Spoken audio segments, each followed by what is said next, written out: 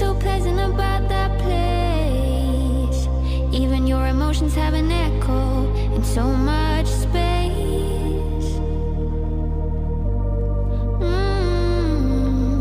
And when you're out there without care, yeah, I was out of touch.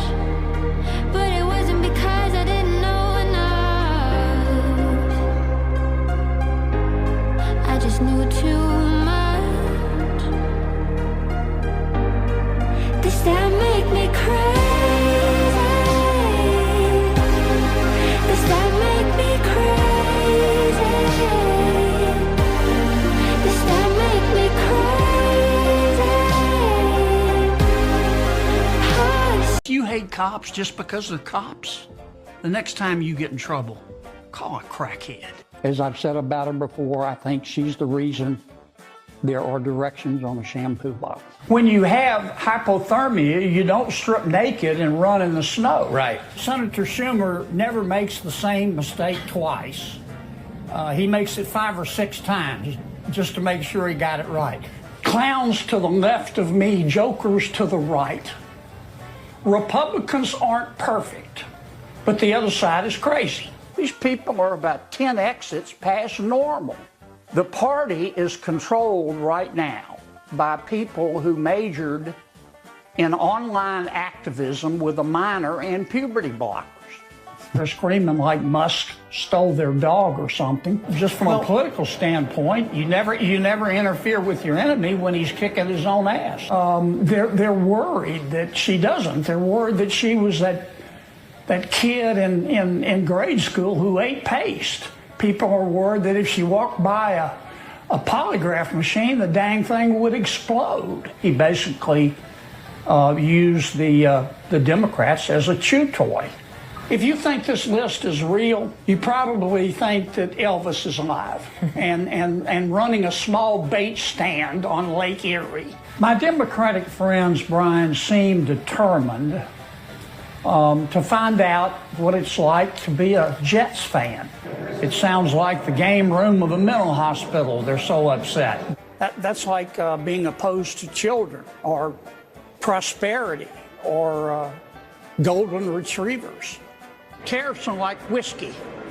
A little whiskey under the right circumstances can be refreshing. Too much whiskey under the wrong circumstances, and you end up drunk as a goat. God created the world, but everything else is made in China. For some people, the best way to get back on your feet is to get off your ass. I'd tell them, look, you just got to try harder not to suck. He's insane, dude. Couple quick points. Hello again, everybody, and welcome to the front line with Joe and Joe. Joe Pasillo, Joe Rossinello. We're going away in the breach. They're just lies, as though we're all shocked about all the lies that have been going on over the last 4 years. We're going to get into all that tonight, including Biden's cancer, Bernie Sanders, just really admitting that the Democrats are a threat to democracy after calling Republicans a threat to democracy. And a lot of people calling BS, like Adam Carolla calling out Springsteen, calling out who was it, Joe? De Niro. Okay, we're going to get into all of that tonight. We got a great show for you tonight. I got a couple quick comments. Number one is this, and I need a quick response. What's her name? Christy Freeland. Dude, she's insane. I don't know what to say. There are people that you meet in this world, Joe Rossinello, that they don't know or they've never looked in a mirror, or maybe they're looking in a mirror too much to work on, let's say, fake reactions to things. I remember when I was an actor in another life, there was a lot of actors that did. They want to know what they look like, okay? But does she realize when she looked in the mirror, she's got those faces? Nobody believes you're actually concerned, Miss Freeland. Nobody whatsoever. She has some, honestly, and I'm just being very objective, Kamala Harris had the worst political IQ I've ever seen, ever. Her like political acumen was so bad. Freeland could give her some competition. She's so bad, yet because of your focus on Canada, I even know who she is. Okay. And so I've seen clips. We played them on the show. I've watched them on X and all that kind of stuff. She's a weirdo, man. But Kamala to me is just dumb. She's dumb. I always told you. I just thought she was a party girl who probably was a DEI law student, got her law degree, partied it up, partied with Willie Brown, slept her way up the food chain, which some people would say is smart, right? But then she gets in public and then you realize, wow, this woman can't string a sentence together. That's dumb. Christy Freeland's weird. Like she's a weirdo. Like when somebody goes like this. Yeah, dude. She just has no. She's not even good at it. But here's the sick part, dude. She was a powerful person. I mean, what does that say about like people? You know what I'm saying? I mean, Kamala Harris ran for president, dude, of the United States of America. She had, and listen, I'm speaking objectively. I mean, I'm not going to vote for her, but just stepping back, no political acumen, and I'll give credit where credit's due. Bill Clinton, the best. I don't know if I've ever. Trump is good though. He's good, but he's abrasive. Bill Clinton left you, dude. You could hated him. He just had that way. You just all of a sudden it was hard to hate him. He was the best. He paid attention in acting class. I mean, he had the highest political acumen I've ever seen. Christy Freeland, horrible, second most powerful person in Canada at one point. Kamala Harris, horrible, ran for president. What does that say about humans, dude? I mean, what are we doing? I don't know, dude. No, I don't know. Listen, I refrain because I don't like the fact, I don't like when the Democrats, the left, they attack the people that vote for their opponents. I know that there's many people who, let's say, vote Democrat. We're going to play a clip. I think his name is Andrew Schultz. I believe with the clip with Bernie Sanders. Okay, he describes himself as a lifelong Democrat. There are Democrats that vote. They know they're voting for the top of the ticket, but they kind of vote. They're voting really for the party, even though they don't like the candidate. Okay, so I'm going to refrain from attacking rank and file Democrats. Now, there are some weirdo Democrats, just like there's some weirdo Republicans. Okay, there's weirdo Democrats that actually think Kamala Harris is smart, whereas some people that would have voted for her, I say, well, they're voting for her, but they know that basically she's going to have a cabinet around her. She's going to have advisors around her. It'll be the Democrat Party that's running her. So I can understand that vote. I don't certainly agree with it, but I understand it. I do want to refrain because I'm not going to do, Joe, I'm not saying you did, but I'm not going to do what they do. People voted for Christy Freeland because they're voting for the system. They're voting for the liberal left system in Canada. Now, that I will argue with somebody over, but I'm going to refrain from being critical because I'm not going to do what Hillary and Barack Obama and Joe Biden, and we're going to get into Joe Biden. I'm not going to do to the voters who vote Democrat what the Democrat leadership, how they described us. I mean, do you agree with that? Well, it's fair, but you know, there comes a point though where I understand the machine, but you know, this person does have power and they represent your country. Like if Harris would have won, dude, I mean, I cannot see her sitting across the table from Vladimir Putin and him actually taking her serious. He is I mean, like him or not, again, trying to be objective, he's a highly intelligent man. Highly intelligent man. And you could take random countries, highly intelligent people. Take Maloney in Italy. Dude, if I was someone like that and I sat across from Harris, I would just be like, how do I take this country serious? Right. How do I take this country serious? It's well, in that way, I do agree with you. And that's the same thing with Freeland. I mean, to be truthful, even Justin Trudeau, for the most part. I mean, what's his face? Carney, rather. Obviously, he's a monster. Obviously, he's a globalist. He is smart, though. He does and I'm not saying Justin Trudeau was dumb. He was actually very gifted at deflection, at rhetoric. I mean, at avoiding questions. There he was gifted. But at the same time, Justin Trudeau was clearly not as far as world powerhouse leaders go, not even close. No, he was a dud. Bush League. No, I agree with you on that. And you're right. And again, you know, when I look at rank and file Democrat voters, they didn't want her. And we're going to get into that in the Schultz-Sanders exchange we're going to play in a little bit. Schultz didn't want her, or at the very least, he said to Bernie Sanders, and we'll get into it, he said, should I not have had a chance as a Democrat to vote? No, see, I think that's where my sympathy goes to the Democrats. I'm never voting Democrat ever in my life. I know I'm never going to because they're insane, okay? But my point is for a guy like that, he says, but you guys didn't give me a chance to vote because I probably would have voted for RFK Jr. And then the election would have been very close. But we got to get into Biden. There's a lot going on. All the lies. If you're just joining us here at the front line with Joe and Joe, share this video, share it with your friends, get it out there to as wide an audience as we can. We have a bunch of our friends in the chat room. Hi, everybody. So let's get in to Biden and Joe ultimately at the end, and we'll talk about it. It's all about the media. It's all about the media. I'm a little taken aback that it's this far advanced and very, very concerned about it. Yeah, that's the question I was going to ask you. This is a former president of the United States. He's supposed to be getting, as you say, the best medical care in the world. And yet, just a few months after he leaves office, this prostate cancer is advanced enough that it has metastasized to the bone. That's just not good. Metastasized to the bone. That means, Joe, that while he was in office, he had aggressive cancer. Because only a little bit of time has passed since he got beat in the election. I get it. That means he had aggressive cancer. And nobody said anything about it. President of the United States is the president of the United States, the most powerful person in the world. We have a right to know if the president is ill, and in this case, cancer to the bone, and they didn't say a word. Well, couple points. When you're over 50, having a prostate exam is standard procedure. When you have your physical, they check your prostate, and it's not a pleasant experience. Let me just throw that, whatever the hell it is, but they check it, and it's not pleasant. There is listen. I'm not a doctor. I didn't go to med school.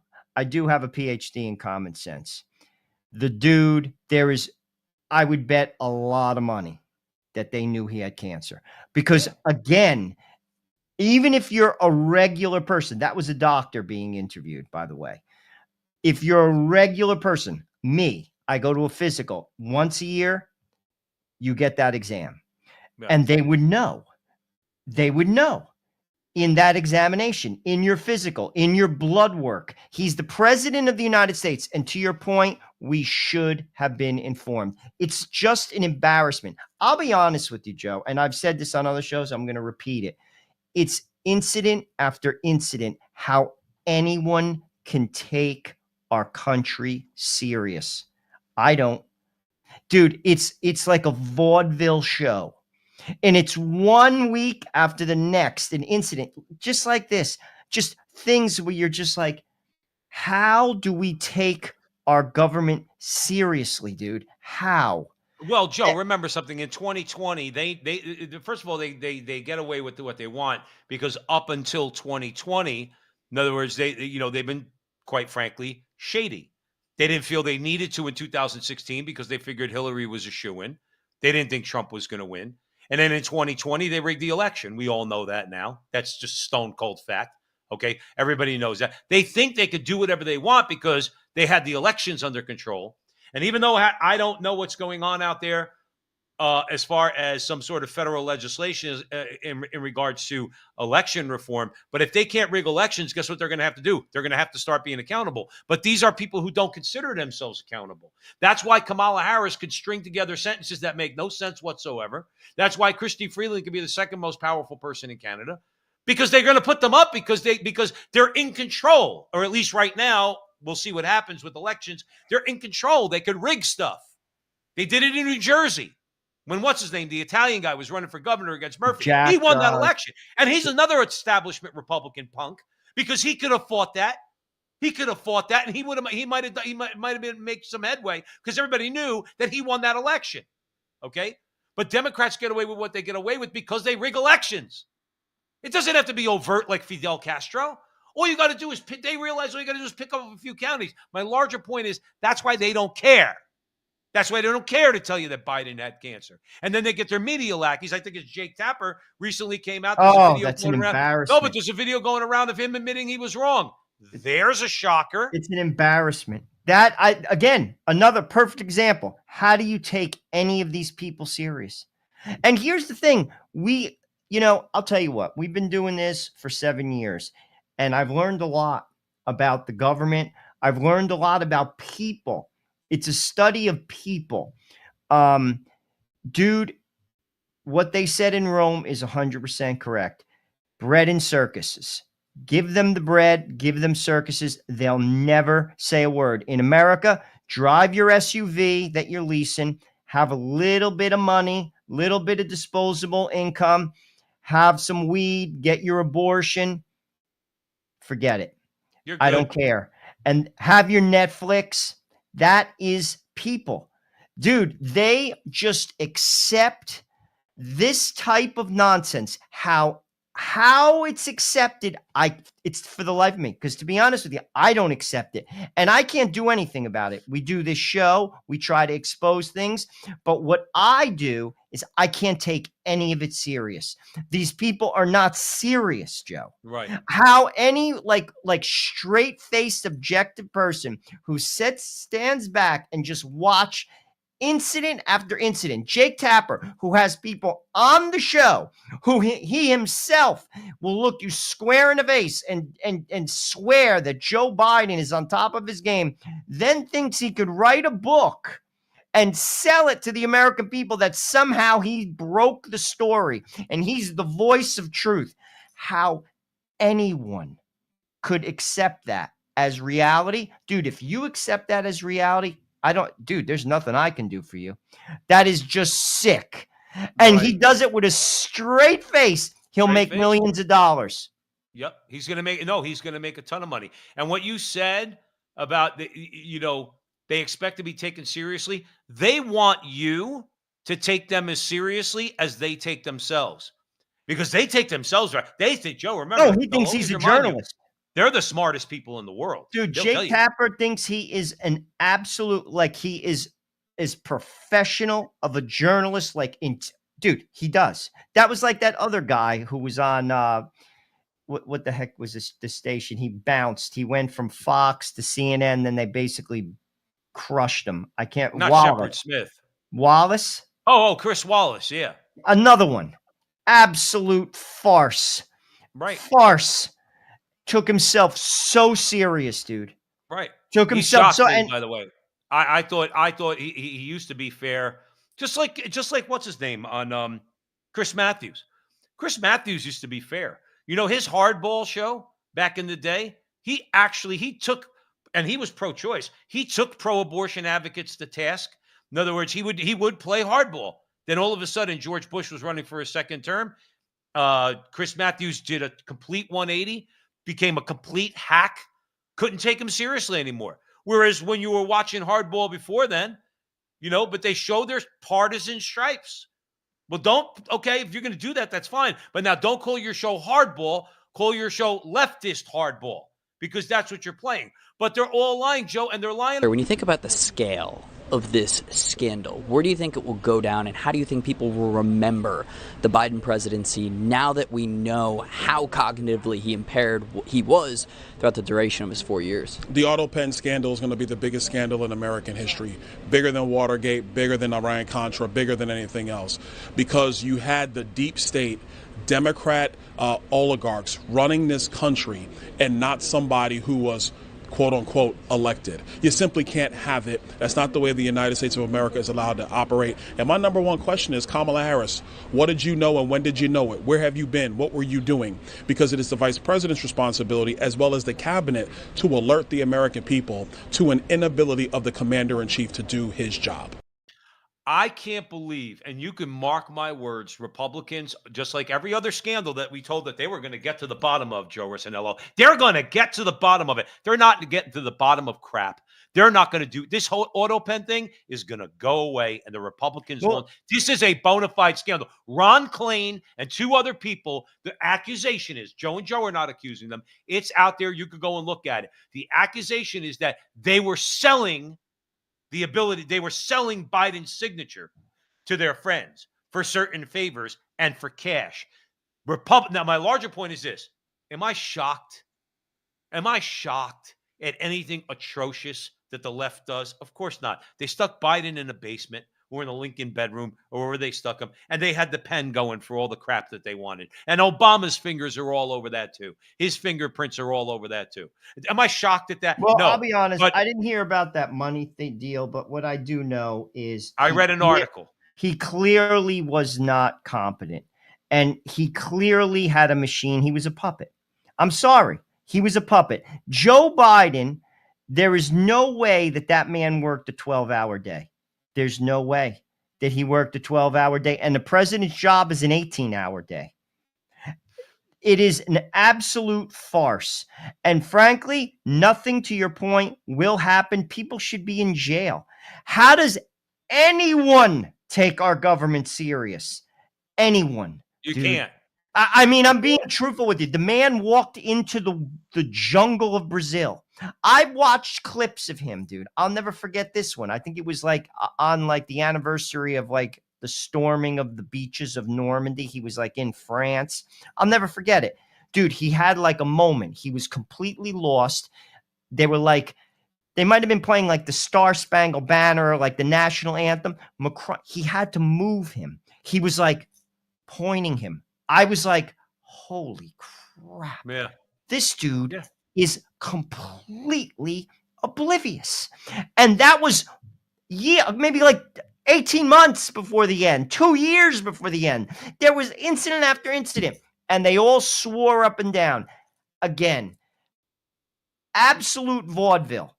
Absolute vaudeville. And we're going to play more clips that are going to basically bring that out even more. How anyone, and dude, people should be appalled.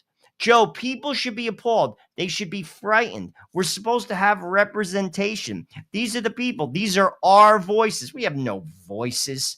It's frigging a joke.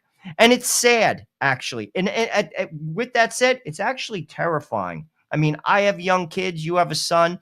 Dude, I have nothing but fear for my children. I really do. Yeah. Honest to goodness. I mean, I had such a good life, Joe. I really did. And I'll be truthful with you. What the elites and the leadership class of this country did over the last, say, probably since the New Deal, dude, so many of them should be in prison. So many of them. It's absurd. Republican and Democrat alike. No, I agree, because the Democrats are just brazen, and they'll do whatever it takes to keep power or to get to power, and then use that power for their own nefarious purposes. And Republicans just let them do it. Like, well, Republicans they just know let the them do it. Joe, because they're benefiting and they're getting rich. But Joe, here's my question. We voted for Donald Trump. So let's just say we voted for Donald Trump, and we did. Okay. Where is Donald Trump? See, this is what's disappointing me and frustrating me about Trump. They just passed the bill. They just passed the budget. Okay. So they passed the budget. It's going to go over to the Senate. The House passed it by one vote. It's going over to the Senate. There's nothing in there I want. There's not. It's adding trillions of dollars to the debt. We're going to talk about Where is that. Donald Trump? I didn't vote for this. No, I didn't vote for this. I voted for him to sick Elon Musk on the government, to find the savings in the corruption, to reduce the amount of spending, to only spend what you bring in, and to hell with the Democrats. I voted for that. I voted for him to expose the Epstein list. I want to see the Epstein list. I voted for him because I want to see Adam Schiff squirm a little bit, and Hillary Clinton. We're getting none of it, Joe. We're getting none of it, and Trump's not helping either. We're going to talk about that either. more next week. I found some good clips with Thomas Massey breaking down the budget. That's going to be next week. I mean, just as an appetizer. Dude, Trump does what they all do. Every single person. Basically, what they're gambling on is this. It comes down to this. Our government, when it comes to the deficit, looks at it as monopoly money. The bet is this. The American economy and basically the U.S. dollar will continue to be the global hegemon, dude, of like the economy, of the world's currency. It will continue and it will never stop. And that's why they view that cash, it's monopoly money. They don't look at it as like you and I, like I have to pay it back. And each party, from Bill Clinton to Barack Obama to George Bush to Donald Trump again to Joe Biden, they add to it, they add to it, they add to it. And one day, what will happen, and this is the clip we're going to play next week, Massey talks about it. It's going to be like the Titanic, and it hits the iceberg. And when we get dropped as the world's currency, it's over. It's over. Then it's not monopoly money. And they're basically gambling on the future of the country. And it's not just Donald Trump. He's done it. He's done it twice. Barack Obama did it. They all do it. And it's sad. No, it's very sad. I'll tell you this, and it shows you how quickly the market will react to what you're talking about. Joe, I was watching the market yesterday, right? It was up a little bit. Not the big idea, like maybe 50. The NASDAQ was up like 50, 60 points. Joe, in about 10 seconds, the NASDAQ was down 350. You want to know why? It speaks to what you were just talking about. Because bonds started to surge. And when bonds surge, stocks go down. And they were surging. And I mean it went down like this. Now, the market recovered a little bit today, but not completely. Now, my larger point is that what happens, see, Japan's having a problem right now. Japan's having a problem with its debt. Japan's having a problem paying its pensions, okay? So if you have that, okay, and then let's say they're dumping United States treasuries, all right, all of this stuff can come crumbling down in a matter of an hour. An hour, Joe. And it ain't going to be pleasant unless you're short the market, which I'm sure Hillary Clinton will be, all right? And people like her will be. My larger point is that, dude, they're not going to wake up until it happens. They're not going to wake up until it hits them in their pocket. But in the meantime, my larger point is that the Republicans are effing us too. That this budget is a joke. Adding trillions of dollars is a joke. It's all a joke. And I didn't vote for this.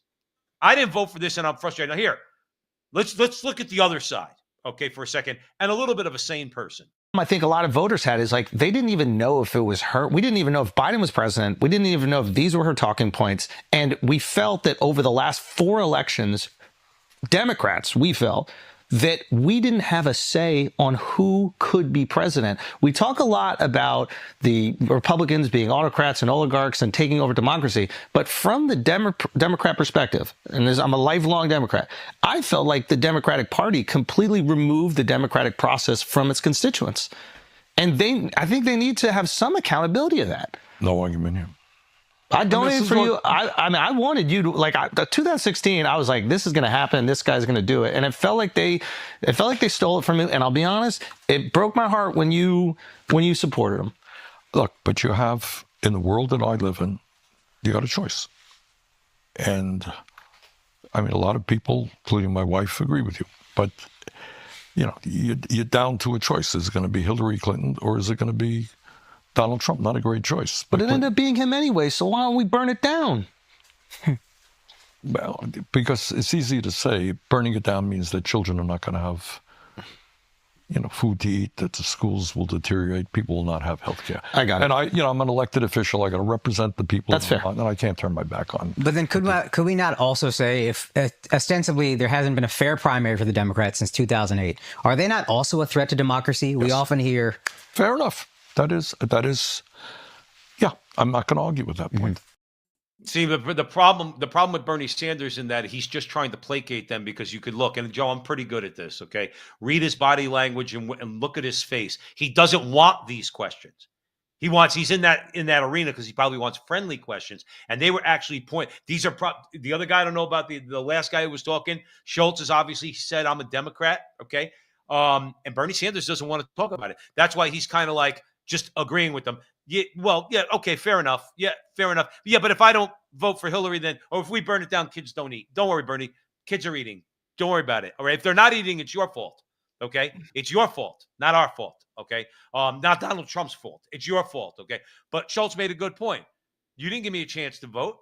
You didn't give me a chance to have a say in the Democrat process. I would have voted for you. I thought you would follow it through. All right. And the same thing, we haven't had a fair primary in the Democrat Party.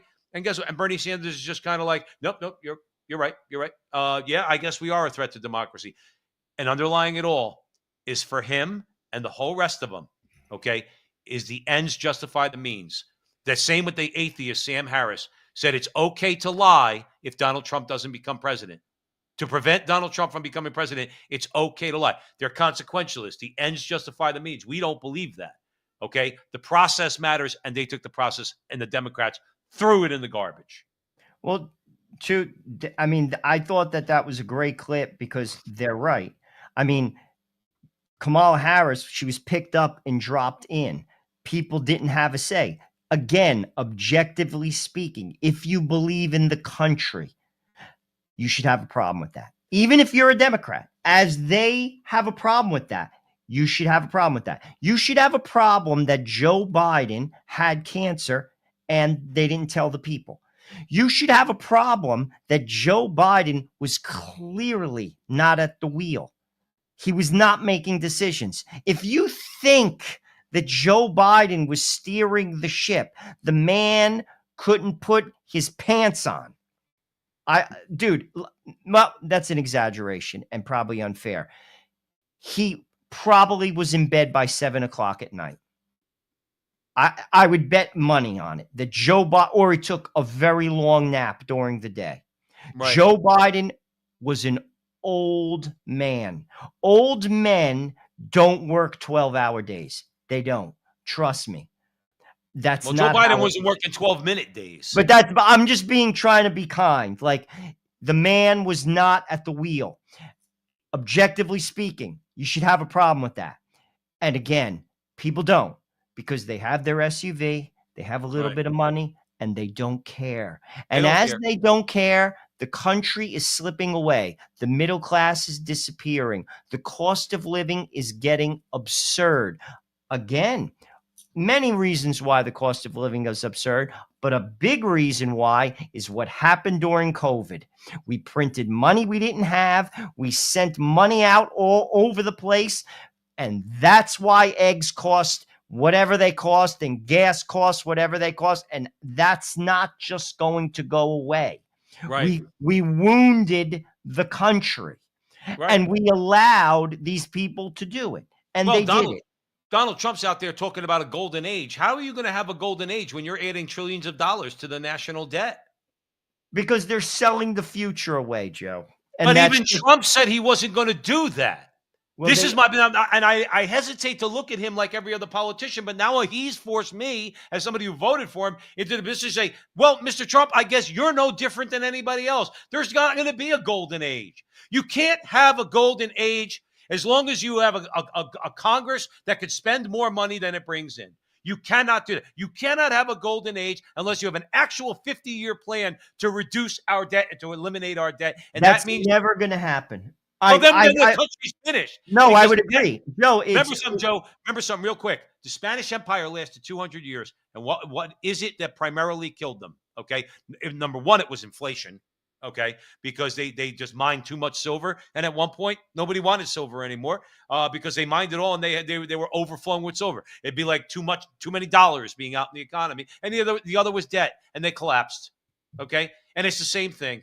Well, that's what's going to happen to us. That's exactly, Joe. It's basically a game. Like, it's a game. It's similar to how they play it on Wall Street. People always they say, I'll get out before it falls apart. I got 10 years. I'll get out. It's the same thing. It's a game. They know it's not sustainable. It's not. The only person who's screaming, he's like John the Baptist, is Thomas Massey. And here's the problem why they can't do what you said, because you'd have to take 5 steps back before you took 1 step forward, and the other side would capitalize on it. Because again, people don't think past their own door. And even though we would be doing the right thing by basically conserving and basically sacrificing, people don't know how to sacrifice anything because they want their SUV, they want their little bit of frigging coin, they want whatever stupid thing that they want, and they're not willing to do that. And then the will manipulate it and they'll believe it. And then the next person will do the same thing.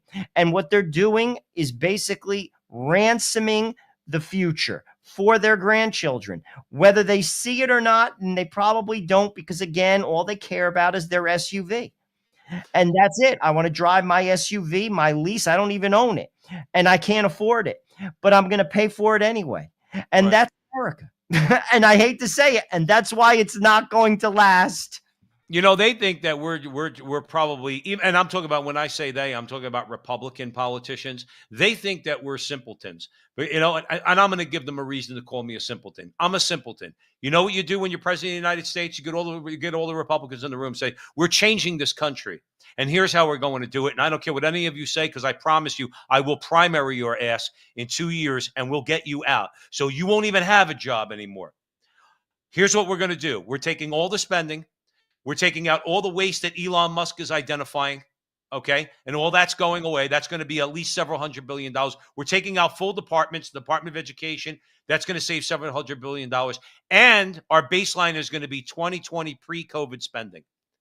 That's where we're starting. We're starting from there. And then we're going to trim out all the stuff that we wasted money on. And that's your budget. That's your budget. That's But what you have. And Republicans are supposed to go for that, Joe. You think about what Elon Musk did. Okay, objectively speaking, he basically audited the books, his people, and they discovered a lot of wasted money. Okay, look what they did. They were firebombing his business. They were committing violence. That's domestic terrorism. That can't be disputed. Okay. And I've even heard him say this in interviews. If I would have done it full hog, I'd be dead. He's right. To do what you just talked about would require a full-on revolution. There is no way that those power brokers would permit that. No way. No chance. Because it's not about the people. It's about them. It's about their power and their money. And power is never given, it's taken. That's how power works. That would require a full-on revolution. There is no way that those people would permit that to happen without killing people. And they would. They would have you killed. Because they're not just going to say, take what's mine. The only way that would happen, it would have to be a revolution. And to be truthful with you, that's not going to happen, because we have our SUV still. We have our little crumb, and people don't care. And they're asleep at the wheel. The American people are asleep at the wheel. They're lulled to sleep by the media. They're lulled to sleep by the little bit of comfort that they're given. And in the meantime, the country, I can't even say it's slipping away. I actually think it's gone. I think we're past the point of no return. At the end of the day, we're going to end up with $40 trillion in debt. And I don't care how they try to justify that as the deficit, as a percentage of GDP, as long as we grow. That's why they bow at the altar of economic growth. You have to grow, because the growth has to keep up with being able to service the debt. So with $40 trillion in debt, I tell you what, the only thing left to do, if you have money, and I'm sure the smart people are doing this, I'm gonna tell my son when he starts working, and I myself see how much I could do. Start buying gold. Well, that would be if I had precious metals. Start buying precious metals. Start investing in that. Buy a safe for your house with a thing on it, and make sure you own a gun. Okay, and keep your wealth in your safe or a safe deposit box, whatever you want to do. Because when the dollar crumbles, gold's going to take off, and you're going to be the only one that has anything that's worth anything. I'm being serious. No, I totally hear you. I mean, because I have kids, and I have to. My money going to be for education. I mean, if I had money, I would invest in gold. Well, I'll tell you what, you don't even need a lot of money. Just like anybody would. Here's the thing. Let's say, for argument's sake, you're putting your money in the major indices like the NASDAQ or the S&P. If this system starts crumbling, that's gonna come down dramatically. Okay, and the only place to have your money, if you have it in a 401k or if you have it in an IRA, you could buy gold in a 401k or an IRA. Or No, I maybe know not a that there's 401k. gold. There's gold like ETFs. ETFs and things like that. Then this way they go up in value. And you at least you're not going to make a lot of money short term, but if you want to hedge against a disaster that's coming that we're talking about here at the front line with Joe and Joe, it's a smart thing to do because gold will go up 10 times in value if the dollar, like you said, collapses. Gold's going to go. If you had $50,000 in gold, it's probably going to be worth $500,000. But here's the thing, in fairness, that might not be for 50 years. And like it could be like it's hard to say or pinpoint. You'd be a genius if you could, and you'd be wealthy. But I mean, no one can say it's on that trajectory. And next week we're going to talk about it in a little bit more detail. I got some really good Massey clips, and he goes into it.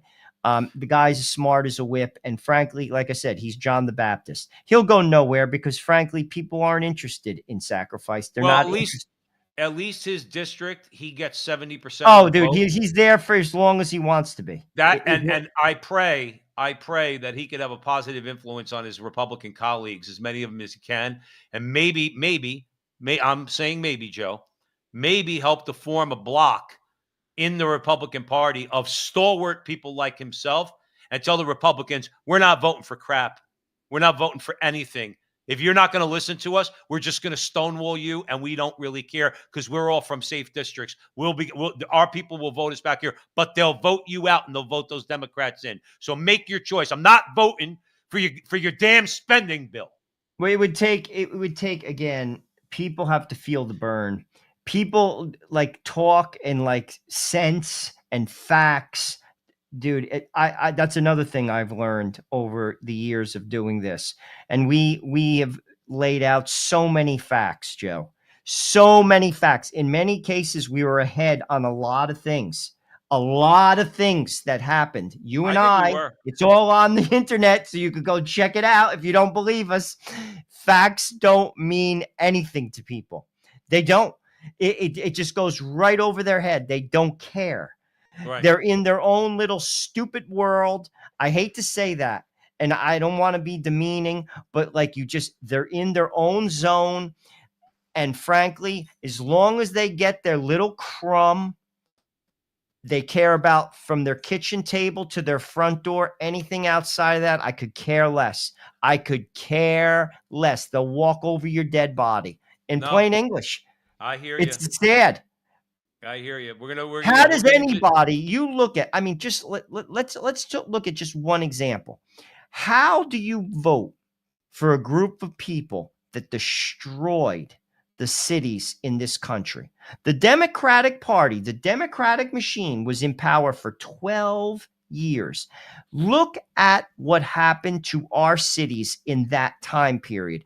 That's within people's own eyes, my eyes. I commute into New York City. The difference in the last 7 years that New York City, the ARC, after de Blasio gutted the police budget of $1 billion, the city was transformed into an a-hole.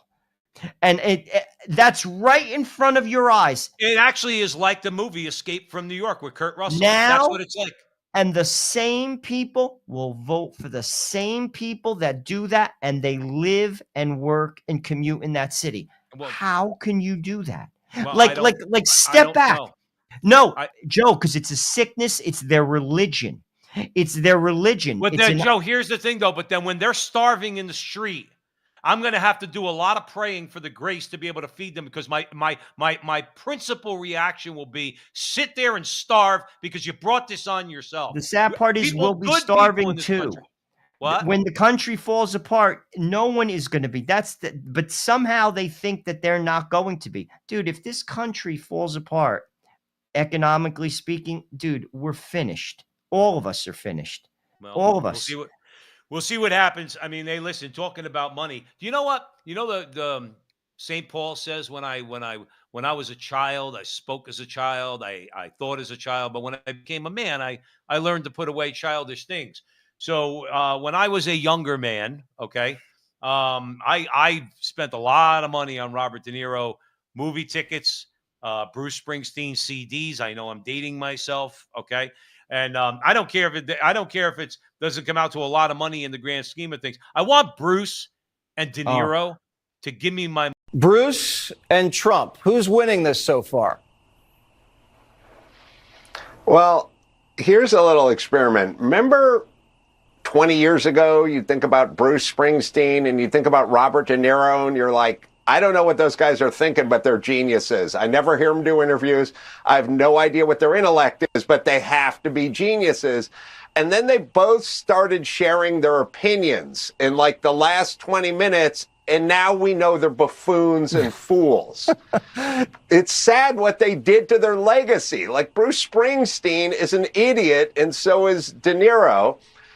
Trump is going to win this one because Trump's like herpes. He just never goes away. He never sleeps, and he always wins. I mean, he's up at 1:30 calling the boss a shriveled up old prune. He never loses. He's like rust. He never sleeps. Now, Tim Walz, he should not be calling ICE agents Nazis. Most politicians, that just ends your career. I don't know about tampon, though. Remember when you used to go to a commencement address and they play the Carpenters, We've Only Just Begun, and Richard Simmons would give everyone a pep talk? Can you imagine some poor kid who's like, well, after I graduate from Minnesota, my parents got me surprise tickets to a Bruce Springsteen concert. Like, you can't go anywhere without blowhards lecturing at you. But let me just bring this up. Remember COVID? Remember all the people who told you you were going to die of COVID? None of them died of COVID. All of the people that tell you you're going to be scooped up, you're going to be thrown in a gulag, put in unmarked vans, none of them will get scooped up. The same people that told you COVID was a killer are all alive, and the same people that never stop talking about gulags will never end up in one. So you do the math. Yeah. So Adam Carolla was spot on.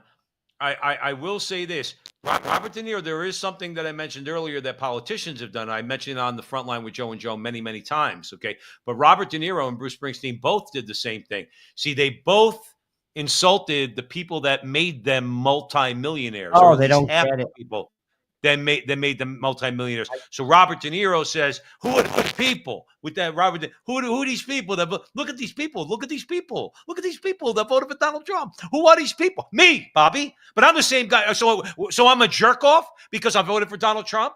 But I'm not a jerk off because I put money in your pocket and spent money on movie tickets. Same thing with Bruce Springsteen. Oh, he doesn't get it. I'm an a-hole when I vote for Donald Trump.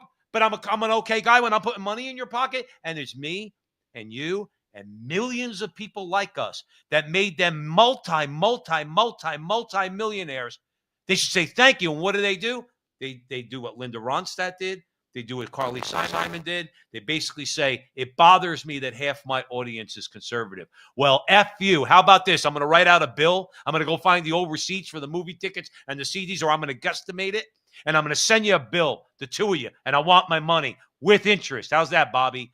How's that, Bruce? You know what it is? It's another example of elites who are out of touch. They're out of touch with their people, just like our politicians, just like our leaders. They're out of touch. They're in this little world. These are the people who basically, to your point, Bruce Spink, do you actually think that the lion's share of Bruce Springsteen's audience voted for Kamala Harris? Think like, no way. Liberals and leftists don't listen to Bruce Springsteen. No, but this is my point. And he's completely out of touch because he's gotten too comfortable in his life. And it's the same thing with our basically ruling class in America. They're out of touch with people. Or you just don't care. Like, it could be that, and I don't know, I'm not in his head. Or you're just like, I'm an old man, I'm super rich, and I don't care. And I'm going to let people know. Bruce Springsteen lost, this is from what I saw, he lost a huge Jeep contract He had a deal with like selling Jeeps. He lost that. They backed away from him. And he was going to go on tour with Billy Joel. And Billy Joel backed out of the tour. All of which millions of dollars just like went through your hands, Bruce. Like I saw him 20 years ago at like I don't even know what the hell they call MetLife or whatever the hell they call it in New Jersey. The stadium or the arena? Yeah, not the arena. I don't know what the hell they call it. I don't know now. what they call it now. When I went there, it was still the Brendan Burner. Yeah, exactly. That's what I was about to call it, but it's not that. But I was there, and this is like 20 years ago, and he went on sort of like a little, rant. Dude, he got booed. That was 20 years ago, well before Trump. He got booed in New Jersey. Did I ever tell you the story? Did I ever tell you the story of my best friend Mike? My best friend Mike, I would have never seen Bruce without my best friend Mike. I won't bore the audience with the long-winded story, but Mike saw Bruce. He's a Bruce fanatic, and I'm a big fan of Bruce's music, just not Bruce himself. Mike had seats very close to the stage, okay? So if there's not a lot of noise, and many times at a Springsteen concert, the sound comes down because he's going to do something a little bit more acoustic, right? Or he's going to speak. Bruce likes to speak. And my friend Mike told me, he said, Springsteen, this was during Obamacare in 2008, and Springsteen's he's going to start talking about the blood feud, the blood war that's going on about decent health care and everything else. And it was very quiet. And in a pause, my friend Mike, and I believe him, he said, "Can we please get on with the concert?" And they heard him. And Bruce went, he stopped. And Bruce went, "Wow." And he went on with the concert. He shut up. And my friend Mike would not lie about something like that. He said, there was a few people around him that were like, "Thanks for doing that, by the way. Thanks for doing that." I didn't come here to listen to a political speech. I came here to listen to him perform The River or Born to Run or Thunder Road. I'm not here to listen to him advocate for Obamacare. Well, he's out of touch. He's out of touch with his own people. Dude, so is the NFL. Do you think that the NFL, basically the woke NFL, the people who bought tickets, to be honest with you, completely out of touch. Bud Light, completely out of touch with its marketing demographic. And we could go on and on and on. And to be honest with you, we still, to a larger extent, the ruling class, either they don't care, or frankly, they just live in this little echo chamber. They don't talk to people outside of that echo chamber, and they actually think that there are 57 genders. They actually think that it's okay to kill a baby in the third trimester. They actually think that DEI is just to people. Right. They actually think that firing police officers and this new model of policing is good. Meanwhile, they live in a bubble. That doesn't happen in their neighborhood, and their kids are perfectly okay. But guess who's on the front line? My kids. Either they don't care, or frankly, they're oblivious. And this is another example of that. And to be honest with you, somebody should talk sense to them. Their lawyer, their agent, someone, their mother. I mean, whoever should just be like, dude, you're out of touch with your people, and it's going to cost you, and it already has. Do you find it hopeful? I find it hopeful. We're going to bring it to an end, but stick around. We got a clip for you from Bannon and Posobiec to bring the show out. Do you find it hopeful? You've said it on the show before. Evil has its moment, but God will have his day.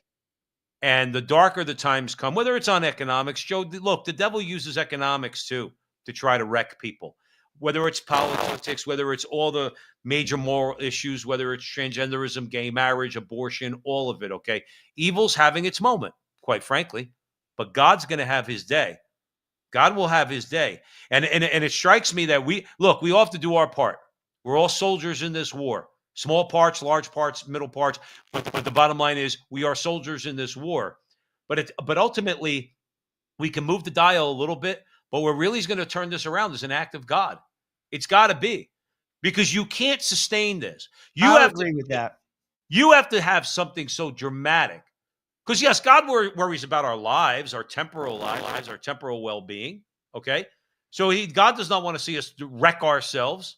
That's why he gave us the 10 commandments, so we don't wreck ourselves, steal from each other, kill each other, lie to each other. Joe, the 10 commandments and what thou shalt not do describes the modern world. There's murder all over the place. You mentioned abortion, perversion of everything sexual to transgenderism and homosexuality. Right, you got people dying all over the world, and people will make excuses about it. The media, the topic of this conversation was Biden's so-called health crisis and the auto pen, and how the media just parrots those same lies. God's going to have his day, Joe. The question is, when is that day coming? None of us really know that. I'm going to give you the final word, Joe. Well, ultimately, I think people have to just step back and just take a look at things objectively. We try to. I mean, I'll be truthful with you. I was telling my wife, I really like the arc of where our show has gone. I mean, I think we're talking, if you ask me, in many of the conversations and many of the clips, a much more objectively. I mean, we have our biases. I'm not gonna, we're Catholic. I get it. We lean right, like with our voting. I get it. But to be honest with you, that's what people have to do. They have to basically lose the political identity. You have to call things for what they are. And frankly, I think we'd all be better off for it. But that's not what's going on. And that's what motivates me to do the show. It's basically to open eyes. I mean, I like to think we bring things to light and bring an angle and connect the dot that people could think a little bit. I mean, to reconsider your position. This, because ultimately these people don't have your back. And you're going to get flushed down the toilet too, truthfully. And frankly, we shouldn't stand for it. We should all stand together, because we're all going to get flushed down the toilet together. We're going to leave it there. Stick around. I got a clip for you. Thanks for joining us at the front line with Joe and Joe. Thanks to all our friends out there in the chat room. We love you guys, and we thank you so much for your support. Help us out. Like, subscribe, and share wherever you're seeing this video, particularly on X. If you don't mind, if you have an X profile, but you're watching this on a different platform, please pop over to X and share it on X if you can. If not, Joe and I never impose. We only ask you to help us out a little bit, but you already do just by watching the show. So we want to thank you so much. This Thursday nights, 9 o'clock Eastern time, across X, Rumble, Facebook, and YouTube. And remember, until the next time, that our conversation is your conversation, and that conversation is going on everywhere. We'll talk to you next week. Why is Obama, they have this, and this is the way Davos works, they have this huge conference of investors and crypto and tech and all this, and it's all Obama's administration. And Obama, I'm hearing, is getting paid $1 million to go give a speech over there. Is any of this accurate as they try to gun deck, to just try to dominate media with all these globalists and all these great left-wing Americans on the eve of this election, sir? Well, Steve, and the great Wojciech Pawelczyk, who's been a longtime member of the War Room Posse, has been posting this up and giving us the translation to English. And so I'm drafting off of him a little bit here. But what he's saying is, it's very clear to me. You got Barack Obama, John Kerry, Francis Fukuyama, Valerie Jarrett, Ann Applebaum, who from the Atlantic, who's married, the crown princess of globalism at the Atlantic, who's married to Sikorsky, the Minister of Defense of the current globalist prime ministership in Poland today. They're all over there speaking. By the way, Alex Soros speaking in conjunction with Huma Abedin. I don't know if they're married or if they've got like some kind of throuple thing going on over there. And but of course, we all know her connections to Hillary Clinton and to Anthony Weiner. They're all there today. And Steve, we can sit there and talk about, oh, it's so terrible and they're doing all this. Why have they decided to make Poland their stand? I'll tell you why. Because they're losing Romania. And because what do Poland and Romania share along with Hungary? They are the eastern borders of NATO with Ukraine. This is all about Project Ukraine, and that the globalists' plans for Project Ukraine have completely gone down the tubes. They didn't want Donald Trump to come back. They didn't want these peace deals. They've got this huge thing going on in Istanbul. I want to make sure all of MAGA here in the country understands this. They're making Poland their last stand.